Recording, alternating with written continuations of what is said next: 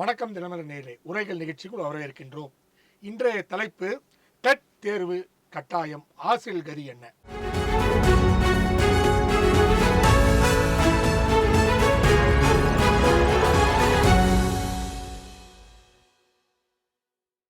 இன்றைய நம்ம அரங்கத்துக்கு முருகையன் பக்ரிசாமி அவர்கள் கல்வியாளர் வந்திருக்கிறார். வணக்கம் சார். வணக்கம். அதே போல ஆறுமுகம் தனியார் பள்ளி சங்க கூட்டமைப்பு தலைவர் வந்திருக்கிறார். வணக்கம் சார். வணக்கம் சார். இப்போ உங்களிருந்து ஆரம்பிக்கலான் இருக்கேன் நம்ம முருகன் சார். ஸோ இப்போ இந்த தகுதி, ஆசிரியர் தகுதி தேர்வு, இப்போ நீட் இந்த வந்த மாதிரி டெட்டு வந்திருக்கு. அதாவது மருத்துவர்களால் தரமான மருத்துவர் ஆக வேண்டும் என்பதற்காக நீட் என்று அறிமுகப்படுத்தப்படுது. இப்போ ஆசிரியர்களுக்கு அந்த தேர்வு டெட்டுன்னு வருகின்றிருக்கு. இது நீண்ட காலமாக நீதிமன்றங்களில் பல்வேறு வழக்குகளை சந்தித்து இப்போ அது ஒரு இறுதி முறை உச்சநீதிமன்றத்தில் வந்திருக்குது. ஸோ இது ஆசிரியர்களுக்கு ஒரு மிகப்பெரிய பிரச்சனையாக இருக்கிறது. அதாவது நீங்கள் இதை எழுதுனா இருங்க, இல்லைன்னா ரிட்டையர் ஆகிட்டு போயிடுங்க, உங்களை ஃபுல் செட்டில்மெண்ட்டே கொடுத்துட்றோம் அப்படின்ற மாதிரி உச்சநீதிமன்றம் சொல்லியிருக்கு. இது எப்படி சார் பார்க்குறீங்க? அதாவது 2009 ஒன்றிய அரசு ஒரு இலவச கட்டாய கல்வி உரிமை சட்டம் என்று ஒரு சட்டத்தை நாடாளுமன்றத்தில் நிறைவேற்றியது. அந்த கட்டாய இலவச கல்வி உரிமை திட்டத்தில் அவங்க 8ஆவது வகுப்பு வரை கல்வி கற்பிக்கின்ற ஆசிரியர்களுக்கு ஒரு தகுதி தேர்வு தேவை என்பதை அவர்கள் வலியுறுத்தி, அதற்கு ஏற்ப ஆசிரியர் கல்விக்கான தேசிய கல்வி குழுமம், அதாவது teacher education council, all India council for teacher education அப்படின்னு சொல்லிட்டு ஒரு குழுமம் இருக்கிறது, ஒரு அட்டானமஸ் பாடி. அது அந்த ஆசிரியர் கல்விக்கான தேசிய குழுமம் 2010 இந்த ஆசிரியர்களுக்கு ஒரு தகுதி தேர்வு நடத்த வேண்டும் என்று நிர்ணயித்து அதை மாநில அரசு நடத்தும் என்று கூறியது. அந்த டெட் தகுதி தேர்வில் தேர்ச்சி பெற்றால்தான் ஆசிரியர்களாக பணியாற்ற முடியும் என்பதை 2010 இந்த ஆசிரியர் கல்விக்கான தேசிய குழுமம் தான் கொண்டு வந்தது. அதை 2011 நடைமுறைப்படுத்தினாங்க. 2011க்கு பிறகு பணி நியமனம் செய்யப்பட்ட அனைத்து ஆசிரியர்களுமே டெட் தேர்வில் தேர்ச்சி பெற்றிருக்க வேண்டும் என்று. இதை என்னை போன்ற கல்வியாளர்களில் ஒரு நீண்ட அனுபவமுடைய கல்வியாளர்களை பொறுத்தவரையிலே இந்த தகுதி தேர்வுன்னு சொல்றதையே நான் வன்மையாக மறுக்கிறேன். ஏன்னு கேட்டீங்கன்னா, தகுதி தேர்வு என்றால் என்ன என்று சொன்னால், ஒரு ஆசிரியர் வரலாறு கற்பிக்க போகிறார் என்று எடுத்துக்கொள்வோம். அந்த ஆசிரியர் BA என்கிற அந்த இளங்கலையில, ஆர்ட்ஸ் காலேஜில், கலைக்கல்லூரியில் சென்று ஒரு பல்கலைக்கழகத்தால் நடத்தப்படுகின்ற ஒரு கலைக்கல்லூரியில BA டிகிரி வாங்கணும். இளங்கலையில வரலாறு பட்டம் பெற வேண்டும். அந்த பட்டம் தான் அவருக்கான பாடப்பொருள் அறிவை சோதிக்கிற ஒரு பட்டம். அதற்கு பின்னாலே அவர் ஆசிரியர் பணிக்கு செல்ல வேண்டும் என்று சொன்னீங்க. இப்போ மருத்துவர் சொன்னது மாதிரி அவர் ஆசிரியர் பணிக்கு செல்ல வேண்டும் என்று சொன்னால் அதற்காக அவர் 2 விதமான படிப்புகள் இருக்கின்றன. ஒன்று டிப்ளமா இன் டீச்சர் எஜுகேஷன் என்று சொல்லக்கூடிய ஆசிரியர் பயிற்சி நிறுவனங்கள். இன்னொன்று பார்த்தீங்கன்னா பிஎட் காலேஜஸ், அதாவது ஆசிரியர் கல்வியியல் பல்கலைக்கழகத்தால் தமிழ்நாட்டிலேயும் ஏனைய மாநிலங்களில் ஏனைய பல்கலைக்கழகங்களாலும் நடத்தப்படுகிற இளங்கலை ஆசிரியர் பட்டப்படிப்பு, முதுகலை ஆசிரியர் பட்டப்படிப்புக்கான கல்லூரிகள்.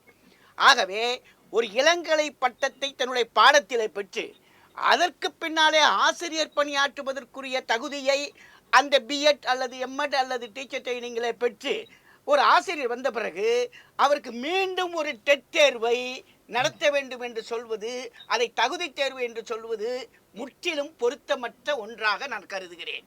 ஏன் தெரியுங்களா? அவர் தான் முன்னாடி தகுதி பெற்று விட்டாரு. BA படிச்சிட்டாரு, BSc படிச்சிட்டாரு, MA படிச்சாரு, MSc படிச்சாரு, திரும்ப இங்கே BEd படிச்சாரு, டீச்சர் ட்ரைனிங் படிச்சாரு, தகுதி பெற்று விட்டார். தகுதி பெற்ற ஒரு ஆசிரியருக்கு பணி கொடுத்து ஆசிரியராக நியமிக்க வேண்டுமே தவிர, அதற்கு பிறகு இப்போ எந்த பல்கலைக்கழகம் பட்டம் கொடுக்கிறதோ அந்த பல்கலைக்கழக மானிய குழுவினுடைய அங்கீகாரம் பெற்ற கல்லூரியில படித்து பட்டம் பெறுகிறார். அந்த பட்டம் பெற்ற பிறகு உனக்கு பாடப்பொருள் அறிவு இருக்கிறதா என்பதை சோதிப்பதற்கான டெட்டுன்னு சொன்னா, நீ தான் அந்த பல்கலைக்கழகத்தில் அந்த ஆர்ட்ஸ் காலேஜில் நடத்துறீங்க, நீங்க தான் இங்க பிஎட் காலேஜ் நடத்துறீங்க. அப்ப நீங்க நடத்தக்கூடிய அந்த கலைக்கல்லூரிகள் மீது உங்களுக்கு நம்பிக்கை இல்லை. அதுக்கு பிறகு ஆசிரியர் பயிற்சி பெற்று வருகிறார். அந்த பிஎட் காலேஜ், டீச்சர் எஜுகேஷன் காலேஜை நடத்துறது யாரு? பல்கலைக்கழகம் தான். அப்போ அந்த பல்கலைக்கழகம் நடத்தி வருகிற போது அந்த பல்கலைக்கழகத்தின் மீது நம்பிக்கை வைக்காமல் மீண்டும் ஒரு இதே ஆசிரியர் கல்விக்கான கல்வி குழுமம் தான் இந்த பிஎட் காலேஜையும் கண்காணிக்குது, இதே பல்கலைக்கழகங்கள் தான் கலைக்கல்லூரிகளையும் கண்காணிக்குது. அப்ப உங்கள் கல்லூரிகளை, உங்கள் பல்கலைக்கழகங்களை நீங்களே நம்பாமல் அதற்கு பிறகு ஒரு தகுதி தேர்வு வைப்பது என்பது எந்த வகையில நியாயம்? சரி, கண்டிப்பா சார். சார் நீங்க சொல்லுங்க ஆரம்பம் சார். இப்போ வந்து இவர் சொல்றாரு இது வந்து தவறு அப்படின்னு சொல்றாரு, உங்களோட பார்வையில் எப்படி சார் பார்க்கப்படுது இது? இல்ல சார், அவர் சொல்ற மாதிரி தகுதி பெற்று நாங்க ஆசிரியரா வந்தோம்னு சொல்லி அவரே ஒத்துக்கிறாரு. அப்ப தகுதி பெற்று வந்ததை ரீகன்ஃபர்மேஷன் திரும்ப ஒரு தடவை உறுதிப்படுத்துறதுல இவர்களுக்கு என்ன கஷ்டம் வந்துருச்சு? இப்ப ஏற்கனவே இருந்த சட்டத்தை விட இப்ப கட்டாய கல்வி உரிமை சட்டம் 2009 கொண்டு வந்தாங்க. 2012-13 நம்ம தமிழ்நாடு கவர்மெண்ட் வந்து இம்ப்ளிமெண்ட் பண்ணிச்சு. ஆனா அதுக்கப்புறம் என்ன பண்ணாங்கன்னா கட்டாய கல்வி உரிமை சட்டம் கொண்டு வரும் போதே நிறைய அதுல அட்வான்டேஜ் வந்துச்சு.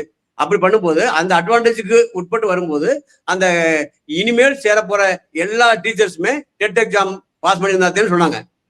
அது போல ஏற்கனவே படிச்சவங்களும் டெட் எக்ஸாம் வேணும்னு சொல்லி இப்போ சொன்னதுல தப்பே இல்லை. ஏன்னா ஏற்கனவே அவங்க டிகிரியோ அல்லது பிஎடோ படிச்சிருக்காங்க, அதே சப்ஜெக்ட்ல இருந்து திரும்ப கொஸ்டின்ஸ் வரப்போகுது. அப்ப இவங்களுடைய தகுதியை திரும்ப ரீகன்ஃபார்ம் பண்றதுல என்ன கஷ்டம் இருக்கு? அதனால இந்த டெட் எக்ஸாம்ன்றது கண்டிப்பா அவசியமான ஒண்ணுதான், அதுல எந்த மாற்றமும் இல்ல. ஏற்கனவே சொல்லியிருந்தாங்க. இப்ப என்ன பண்றாங்க, இன்னும் 2 வருடம் எக்ஸ்ட்ரா தர்றாங்க 2 வருடத்துல. ஆனா இவங்க என்ன பண்ணலாம்னா கவர்மெண்ட்ல வந்து ஒரு 3 மாதத்துக்கு ஒரு டெஸ்ட் வைங்க, அப்ப இந்த 2 வருஷத்துலயே ஒரு 5-6 டெஸ்ட் டெட் எக்ஸாம் வைக்க சொல்லி கவர்மெண்ட்டை வலியுறுத்தலாம். ஏன்னா நாங்க ஒரே டெஸ்ட் வச்சா நாங்க பாஸ் பண்ண முடியாது, வருஷத்துக்கு 2 வைங்க அல்லது 3 வைங்க அப்படின்னு சொல்லி இந்த 2 வருஷத்துல ஒரு 5 டெஸ்டோ 6 டெஸ்டோ வைக்க சொல்லி அதுல ஏதாவது ஒண்ணுல பாஸ் பண்றதுக்கு முயற்சி பண்ணணும். அப்படி பாஸ் பண்ண முடியாத சூழ்நிலை வந்தா அவங்களாவே இதுல இருந்து வாலண்டியரா வெளியே போறது திருப்தி. அப்போ என்ன சொல்லியிருக்காங்கன்னா, ஒருவேளை நீங்க டெட் எக்ஸாம்ல 2 வருஷம் தந்துடுறோம், அந்த 2 வருஷத்துலயும் உங்களால முடிக்க முடியலையா, அப்ப கூட நீங்க விருப்ப ஓய்வுல போய்க்குங்க. விருப்ப ஓய்வுல போகும்போதும் நீங்க நார்மலா 60 வயசுல ஓய்வாகி போனீங்கன்னா என்ன பெனிஃபிட் வருமோ அந்த பெனிஃபிட் நாங்க தந்துடுறோம் அப்படின்னு சொல்றாங்க. இதுக்கு மேல உங்களுக்கு என்ன வேணும்? கண்டிப்பா ஆசிரியரா இருக்கவங்க எல்லாமே இந்த டெட் எக்ஸாம் பாஸ் பண்ணவங்க தான் வரணும். இதை மேல்முறையெல்லாம் பண்ணக்கூடாது. இது வந்து இவங்களாவே ஒத்துக்கணும். டீச்சர்ஸ் வந்து கவர்மெண்ட்லாம் நீங்க மேல்முறையீடு பண்ண வேண்டாம், நாங்களே எங்க தகுதியை நாங்க திரும்ப நிரூபிக்கிறோம் அப்படின்னு சொல்லி இவங்களாவே அதுக்கு முன் வரணும்னு நான் நினைக்கிறேன் சார். கண்டிப்பா சார். அவர் சொல்றது போல ஏன் நீங்க பயப்படுறீங்க? எக்ஸாம் எழுதி ஏன் பயப்படுறீங்க? உங்களுக்கு தகுதி இல்லையா? ஏன்னா பல ஆசிரியர் நான் பார்த்துருக்கேன், அவர்கள் வந்து பாடம் கற்பதுக்குள்ளேயே தகுதி இல்லாத பல பேர் இருக்காங்க. பல பேர் வந்து என்ன சரித்திரம் கூட தெரியாமல் ஹிஸ்ட்ரி கிளாஸ் எடுத்துட்டு இருக்கிறாங்க. அவங்க ஏன் இதில் வந்து அவங்க ஏன் பயப்படுறாங்க? ஏன்னா அது வந்து இது எழுதினா கண்டிப்பாக தோல்வி நடந்து விடுவோம் பயத்தில் தானே இவங்க பயப்படுறாங்க எக்ஸாமை பார்க்கறது. இல்லை பயம்லாம் இல்லைங்க. என்னுடைய பேசிக்கா அடிப்படையான கேள்வியை சரியாக புரிந்து கொள்ள வேண்டும். தினமலர் உரைகள் டிவி நிகழ்ச்சி மூலமாக நான் பதிவு செய்ய விரும்புகிறேன். ஒருத்தர் இப்ப டெட் கொஸ்டின் பேப்பர் நண்பரை கேட்கிறேன், டெட் கொஸ்டின் பேப்பர் எதுல வருது? அவர் படிச்ச பாடத்திலிருந்து வருது. ஒருத்தர் பிஏ வரலாறு படிக்கிறார், ஒருத்தர் பிஎஸ்சி கெமிஸ்ட்ரி படிக்கிறார், இயற்பியல் படிக்கிறார், வேதியியல் படிக்கிறார், உயிரியல் படிக்கிறார். அதிலே அவர் 3 ஆண்டுகள் படித்து பட்டம் பெற்று வருகிறார். அப்ப அவர் பாடப்பொருளில் தகுதியாகி விடுகிறார். மீண்டும் சொல்றேன், அதற்கு பிறகு குழந்தைகளுக்கு போய் கற்பிக்க வேண்டும், உளவியல் ரீதியான அறிவு வேண்டும், ஸ்கூல் நிர்வாகத்தை பற்றி தெரிந்து கொள்ள வேண்டும், குழந்தை சைக்காலஜி தெரியணும், அதோட கற்பிக்கின்ற முறையை தெரிஞ்சு மெத்தட்ஸ் ஆஃப் டீச்சிங் தெரியணும். இதுக்கெல்லாம் அவர் போய் பயிற்சி பள்ளியில் பிஎட் காலேஜில் படிக்கிறாரு. படிச்சுட்டு அவர் வேலைக்கு வர்றாரு. வேலைக்கு வருகிற போது தகுதி பெற்ற ஒருத்தரை மீண்டும் தகுதி பெற வைக்க வேண்டும் என்றால் அப்போ நீங்க கல்லூரியில் நடத்தி அவர் கொடுத்த சார் இல்ல எல்லா இடத்துலயும் பாத்தீங்கன்னா எல்லா அலுவலகங்களும் சரி, பெரிய பெரிய நிறுவனங்களும் சரி, ஐடி நிறுவனங்களும் சரி, வரும்போது ஒரு இன்டர்வியூ வச்சு வர்ற மாதிரி தான் இது ஒரு இன்டர்வியூ மாதிரி தான் வைக்கிறாங்க. தேர்வு போட்டித் தேர்வு, போட்டித் தேர்வு தகுதி தேர்வுன்னு சொல்றதை விட்டுடுங்க. முதல்ல போட்டித் தேர்வு 100 பேர் வந்துட்டான், அது 50 பேர் தான் வேலைக்கு எடுக்கணும். 50 பேருக்கு ஒரு இன்டர்வியூ நடத்துறாங்க, அது போட்டி தேர்வு ஒன்று நடத்துறார்கள். இப்ப தமிழ்நாட்டிலே முதுகலை ஆசிரியர்களுக்கு போட்டி தேர்வு நடத்திதான் முதுகலை ஆசிரியர் கொடுக்கறாங்க. ஒன்னு சொல்றேன், இப்ப 5 ஆண்டுகளுக்கும் அதிகமான பணி அனுபவம் உடைய பட்டதாரி ஆசிரியர்களை வேலையை விட்டு போங்கன்னு சொல்றீங்களே, இவங்க 40,000 பேர் இப்ப வேலையில் இருக்கிறவங்க இதே மாதிரி போட்டி தேர்வு எழுதி தமிழ்நாடு அரசால் நடத்தப்படுகிற போட்டி தேர்வினை எழுதி அந்த தேர்வில வெற்றி பெற்று வேலைக்கு வந்த 40,000 பேர் அவங்க என்ன எழுதியிருக்காங்க? இளங்கலை பட்டம் வாங்கியிருக்காங்க, பிஎட் பட்டம் வாங்கியிருக்காங்க, தமிழ்நாடு அரசு நடத்தின போட்டித் தேர்வில் வெற்றி பெற்றிருக்கிறார்கள். 3 நடத்தி வந்த அவர்களை கிட்டத்தட்ட ஒரு 50 வருஷம் சர்வீஸ்க்கு பிறகு இன்னைக்கு 50 ஆண்டுக்கு சர்வீஸ்னா என்ன அர்த்தம்? அந்த ஆசிரியருடைய ஒரு மகள் திருமணத்திற்கு காத்திருப்பாள், அந்த ஆசிரியருடைய மகன் உயர்கல்விக்கு போவதற்கு காத்திருப்பான். ஒரு குடும்ப 5 ஆண்டுகளா இருக்கிறவங்களுக்கு பிரச்சனை கிடையாதுன்னு சொல்லிருக்காங்களே. இன்னும் 5 ஆண்டுகளுக்கு மேல இருக்கிறவங்கள சொல்றேன். ஒரு 20-30 ஆண்டுகள் பணியாற்றி இன்னும் ஒரு 6 ஆண்டுகள் பணிக்காலம் இருக்கக்கூடியவர்கள் இந்த சூழ்நிலையில அவங்களை பணியை விட்டு போங்கன்னு சொன்னா இன்னைக்கு கிட்டத்தட்ட எலிமெண்டரி ஸ்கூல்ல மட்டும், தொடக்க பள்ளிக்கூடத்தில் மட்டும் 1 லட்சம் பேர், 30,000 பேர் பள்ளிக்கல்வித்துறையில, தனியார் பள்ளிகளை பொறுத்த வரைக்கும் 2 லட்சம் பேர் இன்னைக்கு வேலையை விட்டு போகக்கூடிய சூழ்நிலை வந்து அவர் சொல்றாரு, ஏன் இன்னொரு தடவை படிச்சு எழுத வேண்டியதானே? நான் சொல்றேன், இந்த 50 ஆண்டுகளுக்குள் இந்த பணிக்காலத்துல அவர் எத்தனை IAS உருவாக்கி இருப்பாரு, எத்தனை IPS உருவாக்கி இருப்பாரு, எத்தனை வழக்கறிஞர்களை உருவாக்கி இருப்பாரு, எத்தனை பொறியாளர்களை உருவாக்கி இருப்பார். இந்த 25 ஆண்டு கால பணிக்கால அனுபவம் இருக்கு பாருங்க, எக்ஸ்பீரியன்ஸ், பட்டறிவு, குழந்தைகளோடு சொல்லிக் கொடுத்து ஏற்படுத்தி இருக்கிற அறிவு இருக்கு பாருங்க. அதை விட டெட் பெரிய விஷயம் இல்ல. டெட்ல என்ன சோதிக்கிறீங்க? அவர் பாடப்பொருளை சோதிக்கிறீங்க.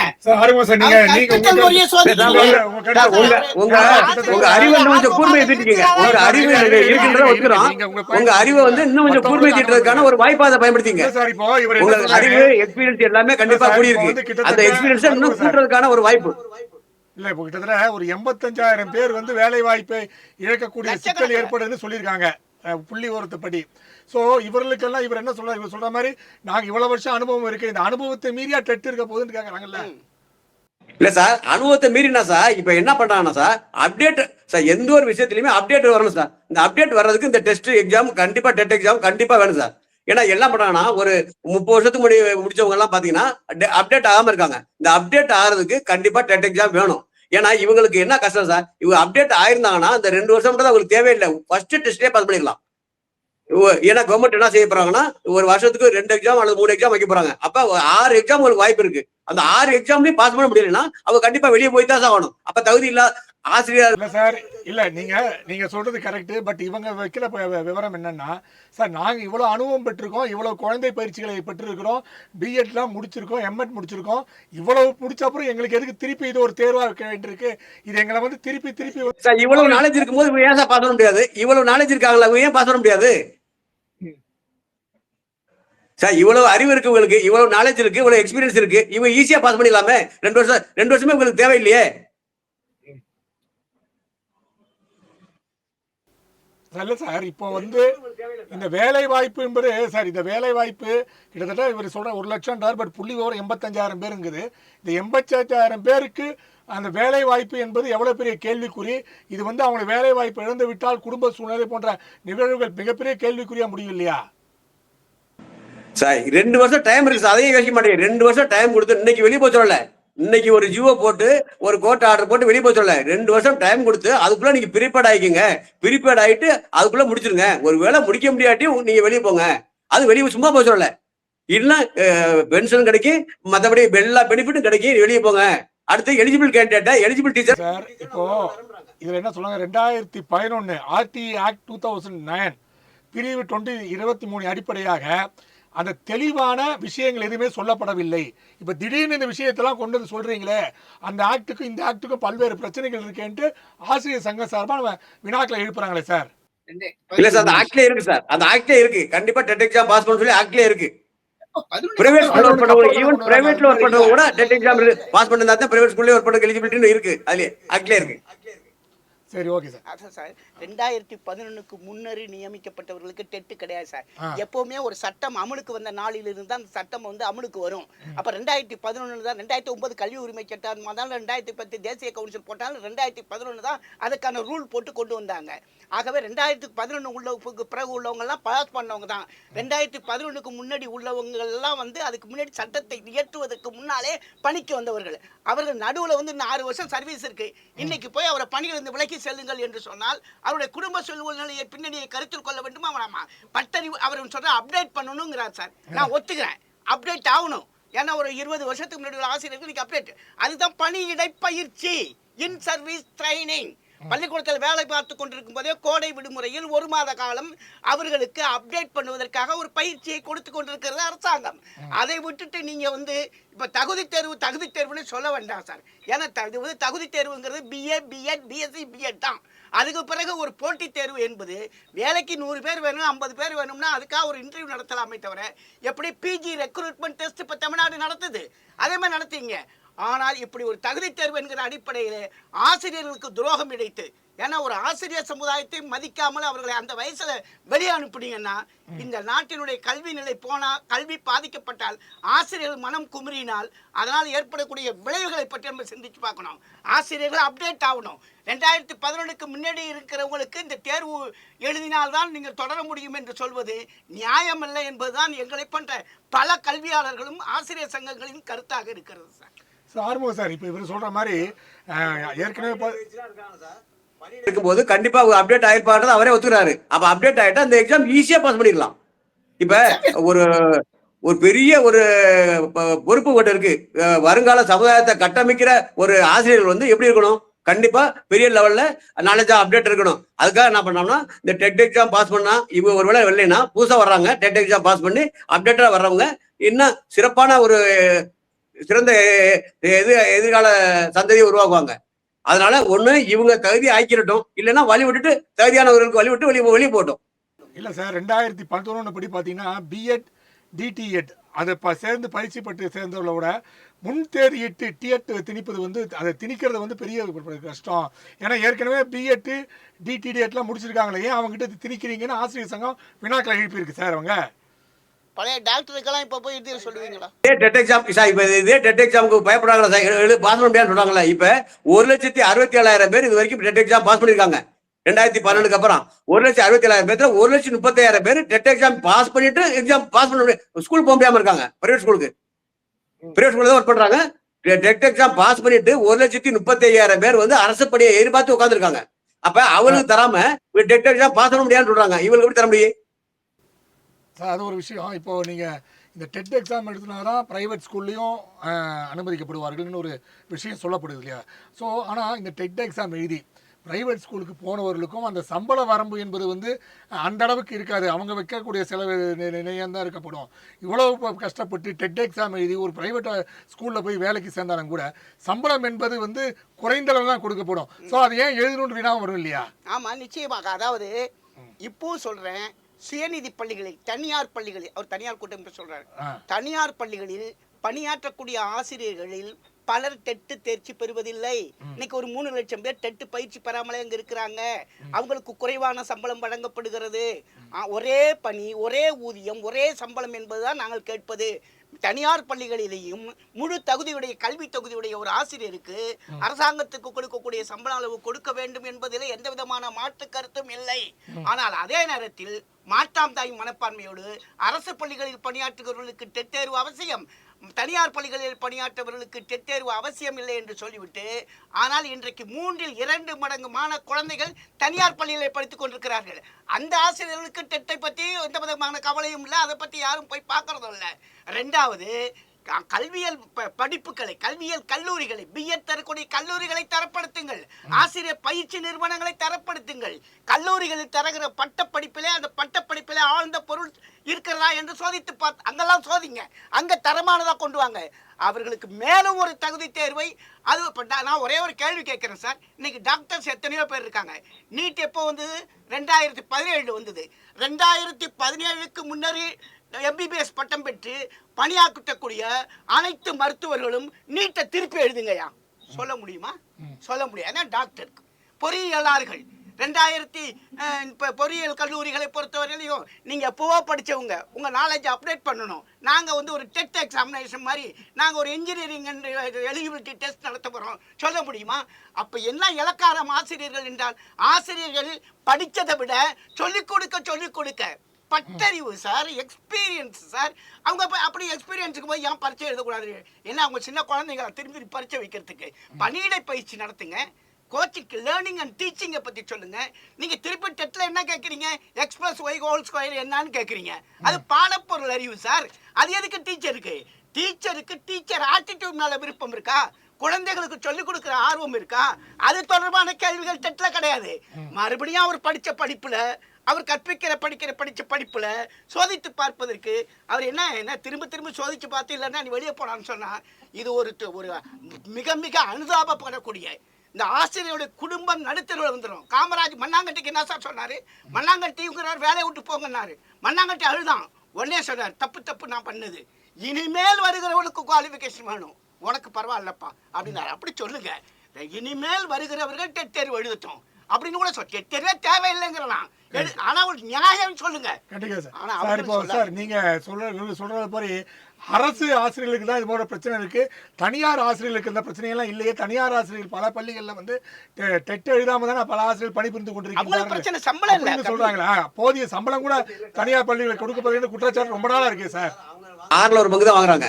கவர்மெண்ட் ஸ்கூல்ல வந்து ஆவரேஜா ஒரு 60,000னா இங்க வந்து 6,000ல இருந்து 10,000 வரைக்கும் தான் வாங்குறாங்க. தனியார் பள்ளியில ஆவரேஜான ஸ்கூல்ல 10,000 வாங்குறாங்க. 10,000 வாங்குறது வந்து அதுல பாத்தீங்கன்னா சார், ஒரு ஸ்கூல்ல 10 பேர் இருந்தாங்கன்னா 4 பேர் வந்து டெட் எக்ஸாம் பாஸ் பண்ணவங்க இருக்காங்க சார். பாஸ் பண்ணவங்களுக்கு சம்பளம் அதிகமா தான் சார் தர்றோம். இல்ல சார், சம்பளம்ன்றது வந்து ஒரு நிலை 1,36,000 பேர் சார். இப்ப வந்து பாத்தீங்கன்னா 1,36,000 பேர் டெட் எக்ஸாம் பாஸ் பண்ணிட்டு அரசாங்க வேலைக்கு போக முடியாம பிரைவேட் ஸ்கூல்ல ஒர்க் பண்ணிட்டு இருக்காங்க. எதுக்கு? வெறும் 8,000க்கு 10,000க்கு ஒர்க் பண்ணிட்டு இருக்காங்க. ஆனா அவங்க வந்து 1 லட்ச ரூபா சம்பளம் வாங்குறவங்க, 80,000 சம்பளம் வாங்குறவங்க 2 வருஷத்துல டெட் எக்ஸாம் பாஸ் பண்ணிட்டு வாங்கன்னா அவங்களுக்கு என்ன சார் கஷ்டம்?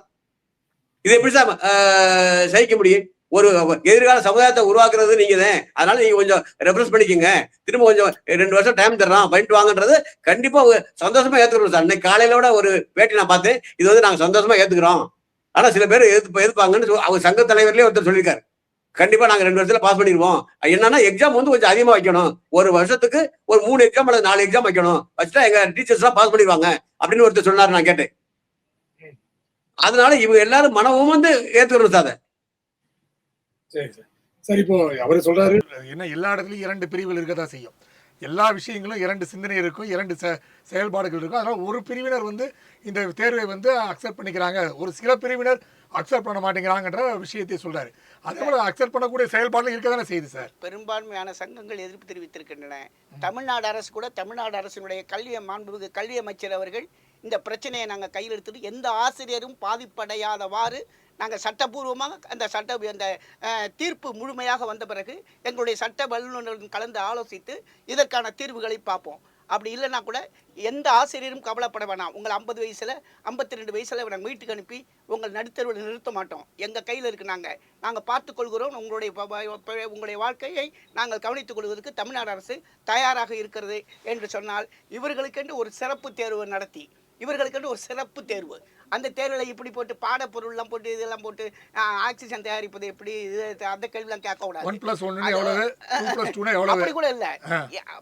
இந்த ஆசிரியர் கற்பித்தலில் என்னென்ன பண்ணணும் அப்படிங்கிற ஆர்வத்தை அடிப்படையில் ஒரு தேர்வு வச்சு, ஒரு சிறப்பு தேர்வு வச்சு இந்த ஆசிரியர்கள்லாம் மீண்டும் பணியமர்த்தி அவர்களை உரிய நேரத்தில் ஓய்வு பெறுவதற்கான வழிகளை பிறக்கணும். தவிர இத்தனை லட்சம் ஆசிரியர்கள் வெளியில் காத்திருக்காங்கன்னா அவங்களுக்கு எத்தனையோ வேக்கன்சி இருக்கு. இன்னைக்கு 1 கோடி ஆசிரியர் தமிழ்நாட்டில், 58,800 பள்ளிக்கூடம் தமிழ்நாட்டில், 1.16 கோடி மாணவர்கள், 3 லட்சம் மாணவர்கள் குழந்தைகள் படிக்கிறாங்க. ஆகவே இன்னும் எத்தனையோ ஆசிரியர்களை நியமிக்க வேண்டியிருக்கிறது. நியமிக்கட்டும், உங்களுக்கு வேலை கொடுக்கட்டும், நான் தப்புன்னு சொல்லலை. ஆனால் அதற்காக நீங்களாம் வெளியே போங்க, நாங்கள் வெளியில் காத்துக்கிட்டு இருக்கிறோம் என்று சொன்னால் அது ஒரு குடும்பத்தை அவலகதிக்கு கொண்டு நிறுத்தக்கூடிய நிலையை, அதுவும் ஆசிரியர்களுக்கு ஏற்படக்கூடிய இந்த அவல நிலைக்கு வித்திடக்கூடாது என்பதுதான் என்னுடைய எண்ணம். இல்ல, அவங்க என்ன சொல்லிருக்காங்க, திருப்பி இந்த தீர்ப்பை வந்து மறுபரிசீலனை பண்றோம், வேற திருப்பி நாங்க வந்து கோர்ட்டுக்கு போறோம்னு சொல்லிருக்காங்க. சோ அதெல்லாம் கூட பல்வேறு மாற்றங்கள் வரலாம் இல்லையா? ஏன்னா ஆனா நீங்க சொல்றபடி பாத்தீங்கன்னா நீ இந்த வழக்கானது நீண்ட காலமா நடந்து கொண்டிருக்கீங்க.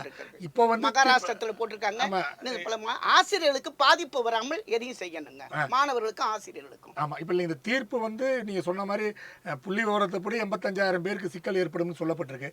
பட் பல்வேறு சட்டங்களை வந்து இவங்க புறக்கணிச்சிருக்காங்க.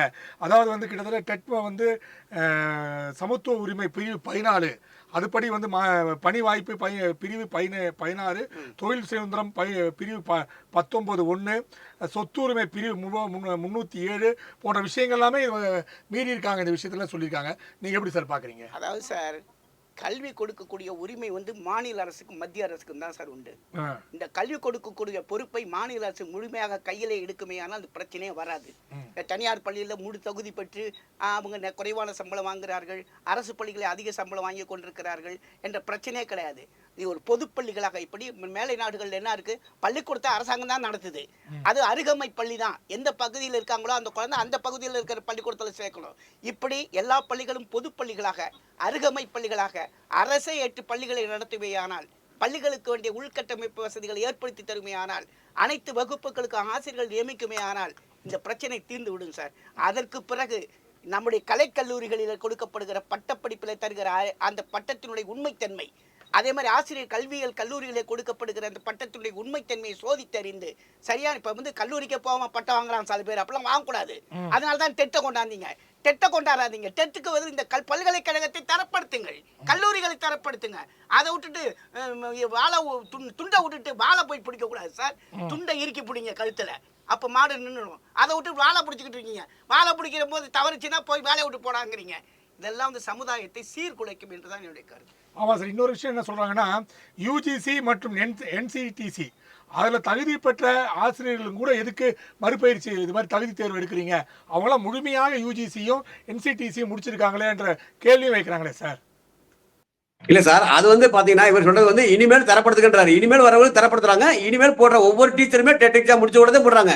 ஏற்கனவே இருந்தவங்களுக்கு ஏதாவது பண்ணணும். அவங்கள வந்து கண்டிப்பா அவங்களுடைய ஸ்டேட்டஸ் பத்தல, அவங்களுடைய எலிஜிபிலிட்டி வந்து பத்தலைன்னு ஃபீல் பண்றாங்க. அதனாலதான் என்ன பண்றாங்கன்னா, இந்த கேஸ் நேற்று வந்து சுப்ரீம் கோர்ட்ல வந்த இந்த வழக்கு வந்து என்னன்னா, இதுக்கான வழக்கே இல்லை. அது என்ன கேட்டிருந்தாங்கன்னா, இந்த ப்ரொமோஷனுக்கு வந்து டெட் எக்ஸாம் அவசியமானு கேட்கும்போது அந்த உச்சநீதிமன்ற வழக்கறிஞர்களே தாமாக முன் வந்து என்ன பண்றாங்க, ப்ரொமோஷனுக்கு வேணுமா வேணாமான்றதை விடுத்து இனிமேல் கண்டினியூ பண்றதுக்கே இது வேணும்ன்ற மாதிரி அவங்க கொண்டு வந்துட்டாங்க. ஏன்னா ஆசிரியர் பணியுடைய அவசியத்தை தெரிஞ்சுக்கிட்டு இது மாதிரி சொல்லிட்டாங்க. இதை வந்து சார் கண்டிப்பா சார் சொன்னார்ல ஒரு விஷயம் ஒன்னா நான் ஒத்துக்கிறேன் சார். அந்த TET exam regular TET exam இல்லாம இவங்களுக்குன்னு ஒரு ஸ்பெஷல் டெட் எக்ஸாம் கொஞ்சம் ஈஸியா அல்லது அந்த பிராக்டிகல் ஓரியன்டா வச்சா நல்லா இருக்கும் சார். அதை வேணா செய்யலாம் சார். ரெகுலர் டெட் எக்ஸாம் வந்து கஷ்டமா இருக்கும் அல்லது அப்டேட்டடா இருக்கும், அப்படி வேணா வேண்டாம். ஸ்பெஷல் டெட் எக்ஸாம் எப்படின்னா பிராக்டிகல் ஓரியன்டா இவர் லெவலுக்கு வச்சா அப்படியாவது வச்சு கண்டிப்பா டெட் எக்ஸாம் குவாலிஃபைட் ஆகலாம் மட்டும்தான் சார் இது நல்லதுன்னு நான் நினைக்கிறேன். சரி, உங்க கருத்து என்ன? அவர் சொல்ற உங்களோட ஒரு விஷயத்துல அவர் ஒத்து போயிட்டாரு. அது ஒத்து போறாரு சார். நான் அது என்ன சொல்றேன்னா, இவர்கள் லெவலுக்கு எதுவும் பிச்சை போட வேண்டாம், ஒத்து போக வேண்டாம், அப்படி ரொம்ப கஞ்சிலாம் போட வேண்டாம் சார்.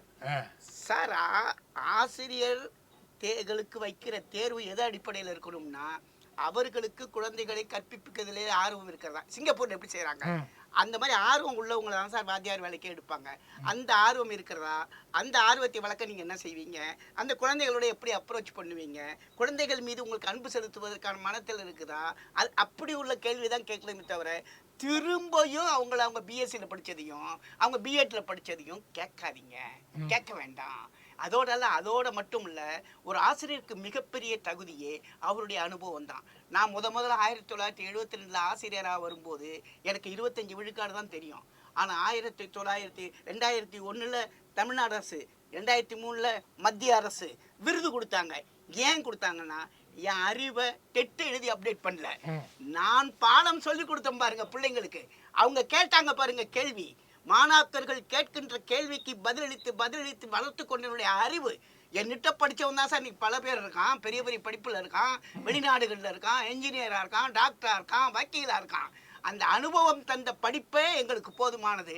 இனிமேல் வருகிற ஆசிரியர்களுக்கு வேணாலும் நீங்கள் அப்படி வச்சுங்க.